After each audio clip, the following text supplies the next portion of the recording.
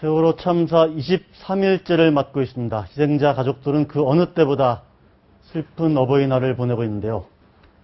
가족들의 찢어진 마음을 더욱 아프게 하는 일들이 벌어지고 있습니다. 정철진 경제 컬럼니스트 그리고 변한봉 변호사 나와 계십니다. 안녕하십니까? 네. 예.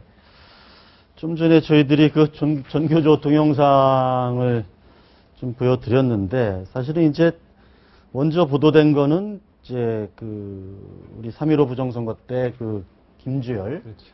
그리고 이제 박종철 네. 87년 민주화센터 박종철 이 두 분의 이제 비유를 해서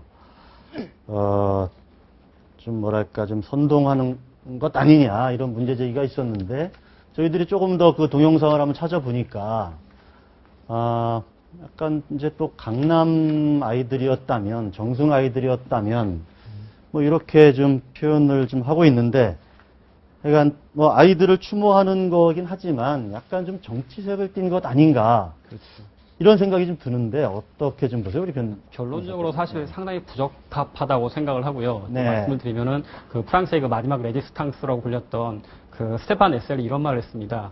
분노라는 것은 하나의 명백한 의도와 연결될 때만 가치를 발휘할 수 있다. 네. 그러니까 이 말을 풀면 분노는 막연히 격정을 표출하는 게 아니라 어떤 가치라든가 지향점과 결부되어야만 그 의미를 가질 수 있다는 말이거든요. 하지만 분노의 전제인 슬픔은 그것과는 다릅니다. 슬픔이라는 네. 것은 인간 본선의 감정이기 때문에 측은지심의 발로이고 그 자체로 슬픔을 공유하는 것이지 슬픔에 어떤 이념이 결부되면 그 자체로 감성파리가 돼버리거든요.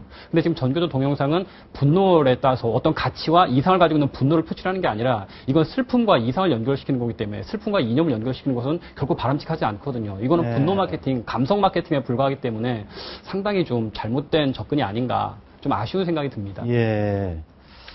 근데 이게 전에도 민주노총 선전물이 왜 팽목한 거기 재단 예. 위에 놓여 있었잖아요. 슬픔을 넘어 지금 말씀하신 바로 그건데 그렇죠. 슬픔을 넘어 분노하라.